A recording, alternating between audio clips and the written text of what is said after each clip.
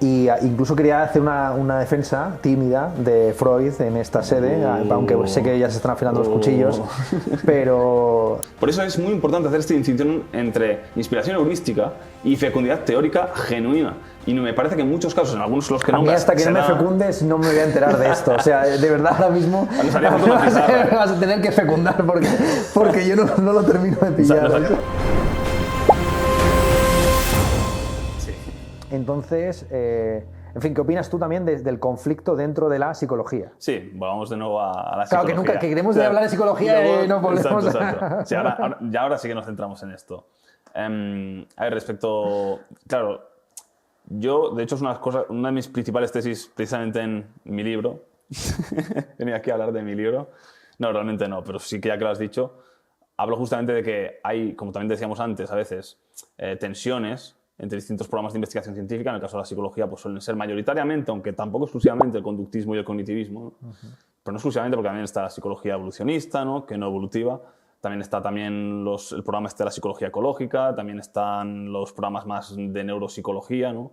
Que también aquí habría que distinguir un dominio de estudio de las familias de teorías que intentan investigar ese dominio, ¿no? Porque no es lo mismo el estudio de la conducta que el análisis de la conducta también, por ejemplo, ¿no? Entonces, haciendo estas distinciones, vemos que efectivamente hay zonas de tensión entre conductismo y conductismo. Hay, digamos, partes de los sistemas que forman parte del dominio de explicación psicológica que a veces son más dejados de lado por una u otra corriente, pero otros que sí que coinciden ambos. Y cuando coinciden, a veces hay choques y otras veces hay entendimiento complementario en diferentes niveles de explicación, ¿no? Entonces, pero sí, a veces hay tensiones. Entonces se trata de ver ambas cosas. No se trata de ser solo derrotista y decir, bueno, pues hay desunión, hay pelea constante, aquí no hay...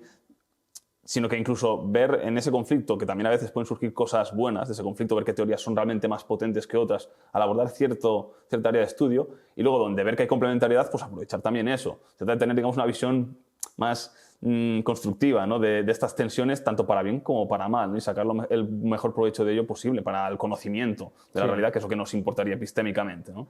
Entonces es lo que yo defiendo. Soy pluralista en eso también. Es que yo soy, ¿sabes? En lo de material, todo lo que existe realmente es materia, que eso es lo único en lo que soy monista. Todo lo demás yo realmente soy bastante pluralista. Sí, yo estoy totalmente de acuerdo en eso. Yo creo que además la pluralidad antagonista es positiva, como he dicho.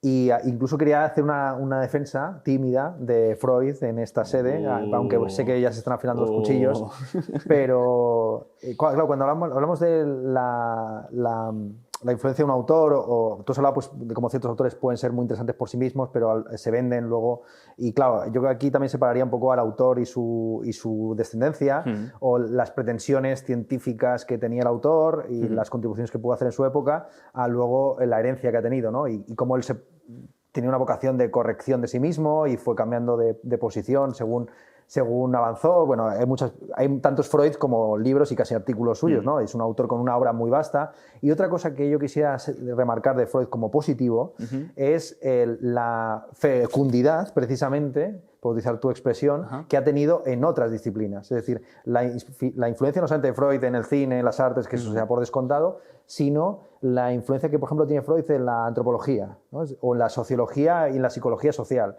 como el estudio de la conducta de masas, los debates que en ocasiones le refutan, a veces le confirman, sobre el complejo de Edipo en Samoa, en las islas del Pacífico. Pues como muchos autores, tomando las tesis de Freud, de Tótem y Tabú, el tema del fratricidio y la comunidad de los hermanos y todo este tipo de cosas, que a veces son mitologías. Wittgenstein lo dijo así. Freud lo que hace es sustituir la mitología griega o reactualizarla, porque al final y al cabo las palabras Edipo, Electra, tal, son lo mismo, sí.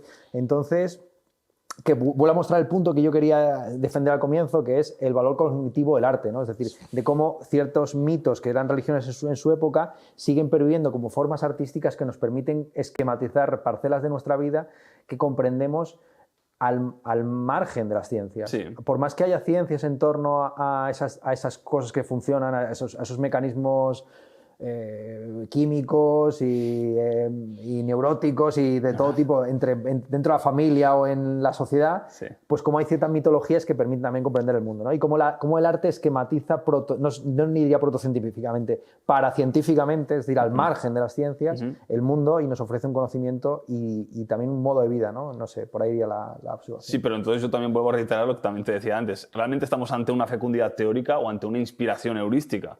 Y ahí es donde volveríamos a entrar. Realmente muchos de estos autores, estos trabajos y estas investigaciones posteriores al propio Freud y que se han tomado supuestamente ideas de Freud, ¿realmente las están tomando de Freud literalmente sus ideas o no están agregando gran parte? Me refiero porque, por ejemplo, hablar O sea, la antropología seguro Edipo, que es tal cual, ¿eh? O sea, Margaret Mead, por ejemplo, sí. lo que hizo fue ir a Samoa a ver si las chicas allí de Samoa tenían los mismos complejos o no y cuál era la relación con el tío y la paternidad. Pero fíjate cómo fue ella quien hizo esto, porque no lo hizo Freud.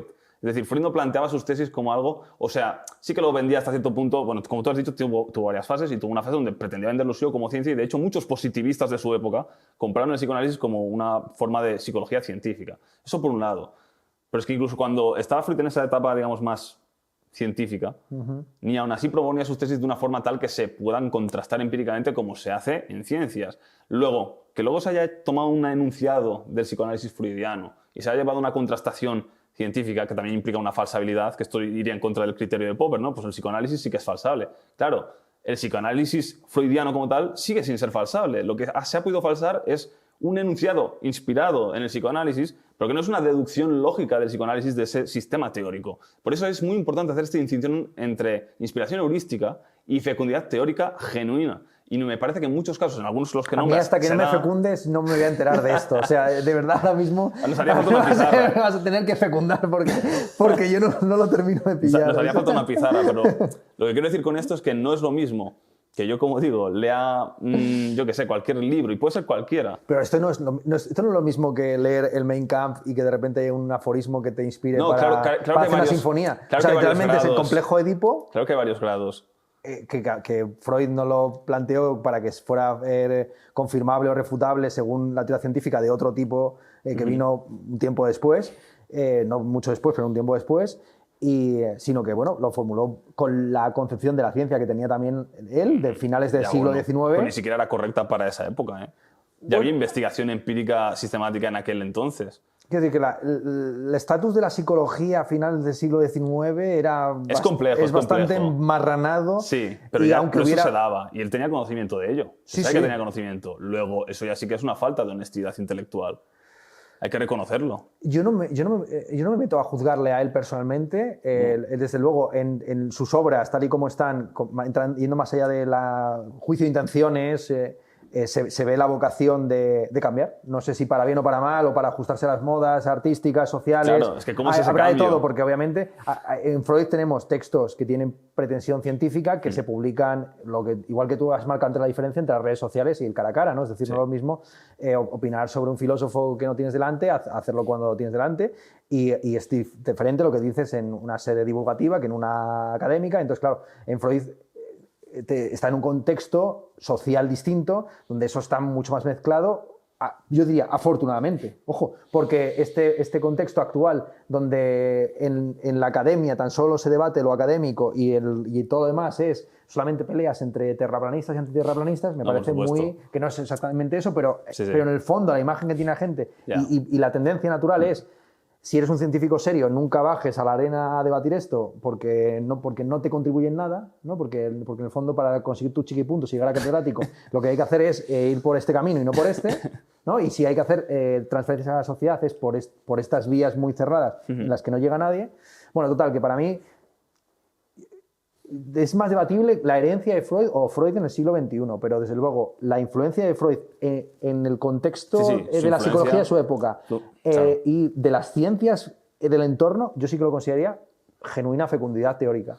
Yo considero que en algunos casos sí, como la antropología, que tú mismo estabas describiendo, pero en otros casos no. Incluso en algunos casos dentro de la propia antropología, que hay que ir caso por caso. Pero sí, claro. Me arriesgaría a decir, y seguramente no perdería, que la gran mayoría de veces es una inspiración heurística, porque el núcleo central de la tesis, salvo un lejano recuerdo de que tiene que haber una dinámica social de cierto modo, pero la forma de tomar esa tesis, insertarla en un sistema científico y teórico y contrastarla empíricamente, la idea que parecía, aunque haya una continuidad muy ligera en el núcleo de esa idea, la forma de tratarla ya es muy distinta y ahí de nuevo pone mucho más quien toma la idea que quien la ha propuesto. Y eso pasa muchas veces con Freud, y no solo con Freud, pasa con muchos filósofos, como puede ser Heidegger respecto a la tecnología y la inteligencia artificial, que viene alguien, creo que era Dreyfus, ¿no? Creo que se llama, sí, ¿no? Sí, y toma. sí, sí. Claro, de nuevo, si nos ponemos serios, y esto pasa constantemente, hay gente que saca artículos sobre Wittgenstein y te lo lees y realmente es una inspiración heurística muy vaga y una cosa donde se añaden muchas otras ideas de más y suplementarias a eso y dices, aquí tú estás poniendo mucho más que lo que realmente dice esta persona. Y ahí no creo que estemos ante una fecundidad teórica genuina, una consecuencia de su sistema que estrictamente esté ya en el sistema de esta persona y nos lleva a un avance en otra parcela del conocimiento, sino más bien lo que hacen las personas inspiradas por ciertas ideas que,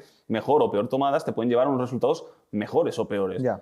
Como ya he dicho, yo no doy tanta importancia a la o sea, no distingo realmente entre fecundidad e inspiración. Deberías. Para mí son las dos cosas. El talento y el esfuerzo está siempre del inspirado o del fecundado.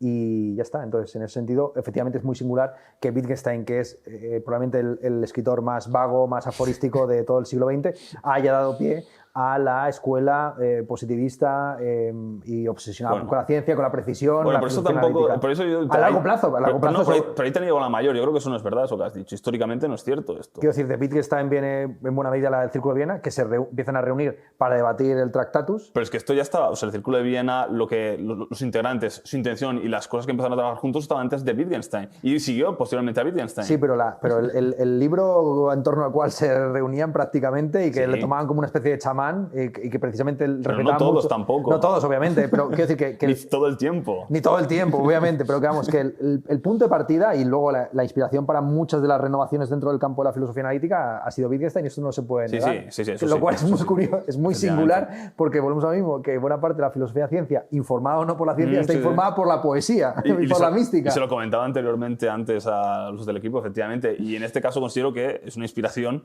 que a nivel de fecundidad teórica no se da más allá que en el ámbito de la inspiración heurística. Eso es. Y yo creo que esta distinción sí que la deberías hacer. Y de hecho creo que parte quizás de los matices en los que disentimos se ven, y no solo contigo, sino con mucha gente que está, digamos, es más crítica, por así decirlo, con la idea de filosofía científica, se basan en última instancia muchas veces, no siempre tampoco, pero en esto, de no diferenciar inspiración de fecundidad teórica genuina. Y una vez se resuelve y se ve que son dos cosas distintas, aunque a veces también pueden ir de la mano, pero una vez se resuelve que son dos cosas distintas, pues podemos entender mejor no solo la actualidad y cómo llevar a cabo institucionalmente y personalmente la filosofía como disciplina, como también podemos entender mejor nuestro pasado y cómo lo han hecho los diferentes autores y cómo podemos ver que a veces sí hay inspiración, pero que no es una fecundidad teórica genuina y otras veces sí. Y entonces podemos entender mejor por qué quizás algunos clásicos han sido encumbrados demasiado lejos en algunos casos.